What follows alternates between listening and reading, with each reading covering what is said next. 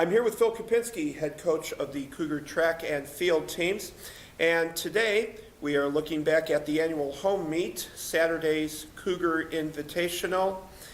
And Phil, was a very good event as far as a lot of people's perspectives. It was a nice day weather-wise, and the field that we had here was about 18, 19 teams, as big a field as we've had in at least a couple years.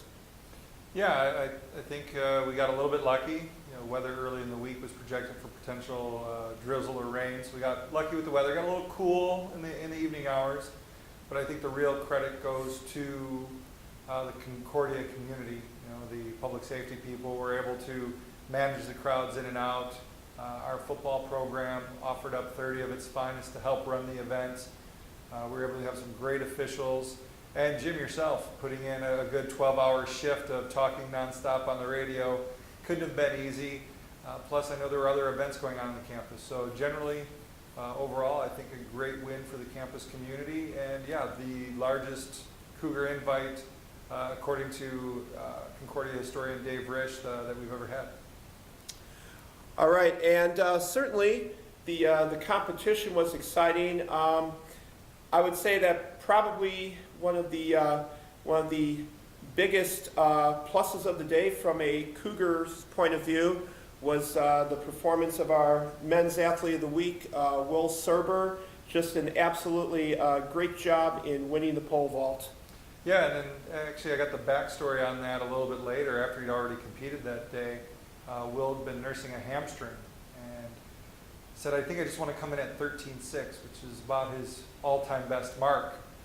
And so with no warm-up, everybody else was in the competition. He just came out on his first jump, cleared 13.6, basically won the event with that jump, cleared 14 on his next one, and then took 3 attempts at the school record and nearly had it at 14.7. So it was an interesting day for a guy to take 5 jumps, I think it was, win the event and almost break a school record, who wasn't even sure he'd be able to warm up and participate. So it was a really good day for Will. All right, and certainly a lot of the Cougar athletes for the day were inspired by competing in front of the home crowd. A lot of personal bests on the day. Yeah, I think there were quite a few. Like I said, though, it got a little bit chilly late in the day, so the sprinters struggled when we got to some of the later events like the 200 and the 4x4. But I think there were a lot of good results across the board in different areas. I know Josh Schultz had gotten slightly better in his hurdles. Christian Rasmussen ran a personal best in his event. I know our throwers performed very well. Freshman Alex Blindauer, Abby Pierce once again had performed well. So there was a lot of things coming together, a lot of things we still need to work on. But unfortunately, weather in the Northwest or Midwest this time of year really hurts track and field programs because it'll impede our training again this week. It's going to be another cool and damp week. But in light of all the hardships, our kids keep overshooting their goals, which is nice to see. I know one other person should be mentioned was Danielle McCormick in the women's 3K. She ran a personal best just a little bit over 11 minutes and finished 6th in a field of, I believe it was maybe 24, 25 to 30 runners. Our distance group, our men took a little bit of a setback last week with Jerry Williams, a senior, tweaking a hamstring, but hopefully he'll be back soon. But overall, our women's distance program, they've been cutting, small amounts and slivers of time off their events for the last 3 or 4 weeks. Now that you mention it, I know besides Danielle, essentially cutting 20 seconds off her 1,500 meter time, and then another 15 in her 3,000. Alicia Johnson set 2 personal bests in the 800 and 1,000. Sonia Sorensen, for the 3rd or 4th time this year, set a personal best in the 3K. So, the athletes are putting in the work and they're seeing some of the benefits. It's just hard sometimes to see the overall reward in these larger fields. That they're finishing 6th or 7th instead of 1st, because there's a lot of talented distance runners in this area. All right, and now that the Cougar Invitational is behind us, nearing the stretch run for the season, no pun intended there.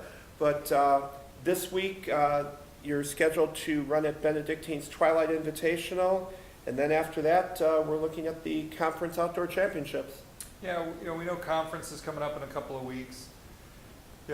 Schedule-wise, we're scheduled currently for Benedictine's Twilight meet, but depending on weather, we might be looking to see what's available Saturday during the day. It might be a little bit warmer than a Friday night meet. So we have to look out for the best interest of our athletes to have great performances. So if that means a little extra work on the staff to coordinate a few things here and there, we'll do that.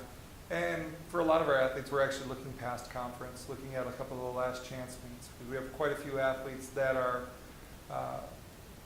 one that's still in a national qualifying position in the 200 meter in Chelsea Wilson. And then we have a handful of other athletes that are sitting in that 45 to 55 range. So we have to put them in the best position to qualify for nationals. If that means, picking a meet, a little warmer warmer day, we're going to go ahead and give them that best opportunity to qualify. All right. Phil, I'd like to thank you for your time this afternoon, and congratulations on hosting a successful meet on Saturday, and best of luck to the Cougars as they compete this weekend. Thanks, Jim.